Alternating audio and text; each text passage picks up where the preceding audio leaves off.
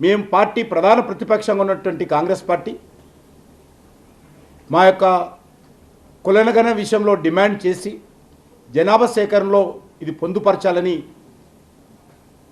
Bharatiya Janata party demand చేసినప్పటికీ ఉత్తరం రాసినప్పటికీ కూడా ఆ రోజు కాంగ్రెస్ పార్టీ ఈ అంశాన్ని పక్కన పెట్టి 2011లో జనాభా సేకరణ జనగణన చేసిన విషయాన్ని ఈ సందర్భంగా మనం చేస్తూ ఉన్నాం. అంతేకాకుండా బీజేపీ మొదటి నుంచి కూడా మేము కులగణనకు అనుకూలంగా ఉన్నాము. ఇది రాజకీయ అస్త్రంగా కాకుండా రాజకీయ లబ్ధి పొందాలనేటువంటి ఆలోచన చేయకుండా సామాజికంగా అన్ని వర్గాల ప్రజలు కూడా వారికి ఉపయోగపడాలనేటువంటి దృక్పథంతో భారతీయ జనతా పార్టీ భావిస్తుంది. దేశంలో కులగణన జరిగితే సామాజిక ఆర్థికపరమైనటువంటి లబ్ధి వెనుకబడిన వర్గాలకు మరి చేకూర్చడంలో ఈ యొక్క డాటా ఉపయోగపడుతుంది. రిజర్వేషన్స్ కానీ లేక సంక్షేమ కార్యక్రమాలు కానీ సమర్థవంతంగా అమలు చేయడానికి కూడా ఈ యొక్క డాటా ఉపయోగపడుతుంది అనేటువంటిది భారతీయ జనతా పార్టీ నిన్న క్యాబినెట్లో తీసుకున్నటువంటి నిర్ణయంలో మా పార్టీ యొక్క స్పష్టమైనటువంటి వైఖరి, లేక ఎన్డీఏ ప్రభుత్వం యొక్క స్పష్టమైనటువంటి వైఖరి, కేంద్ర ప్రభుత్వం యొక్క స్పష్టమైనటువంటి వైఖరి ప్రస్ఫుటం చేయడం జరిగింది. ఉపాధి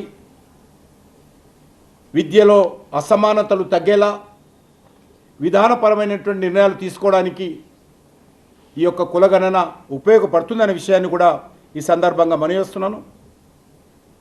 ఏ సామాజిక వర్గానికి వెనుకబడి ఉన్నారు, ఏ సామాజిక వర్గానికి ఏ రకమైనటువంటి కేటాయింపులు చేయాలనేటువంటి విషయం కూడా కులగణన ఉపయోగపడుతుందనే విషయాన్ని ఈ సందర్భంగా మనవి చేస్తా ఉన్నాను.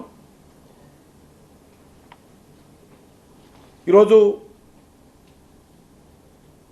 2011లో ఆ రోజు చిదంబరం గారు కూడా కులగణనను వ్యతిరేకించిన విషయాన్ని ఈ సందర్భంగా మనవి చేస్తున్నాను. అంతేకాకుండా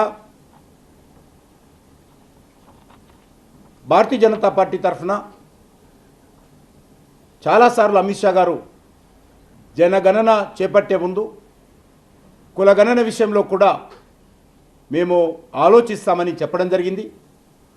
కాబట్టి నిన్నటి రోజు గతంలో ఇచ్చినటువంటి హామీ మేరకు, గతంలో కాంగ్రెస్ పార్టీ అధికారంలో ఉన్నప్పుడు పార్లమెంటులో మా పార్టీ డిమాండ్ చేసినటువంటి పాలసీ పరమైనటువంటి నిర్ణయం మేరకు మా పార్టీ నాయకురాలుగా నాటి ప్రతిపక్ష నాయకురాలు సుష్మా స్వరాజ్ గారు లిఖితపూర్వకంగా నాటి కేంద్ర ప్రభుత్వానికి రాసినటువంటి ఉత్తరానికి కట్టుబడి ఉండి ఈరోజు మేము జనాభా సేకరణలో భాగంగా కులగణన కూడా చేయాలని చెప్పి నిర్ణయం తీసుకున్న విషయాన్ని ఈ సందర్భంగా మనవి చేస్తా ఉన్నాం.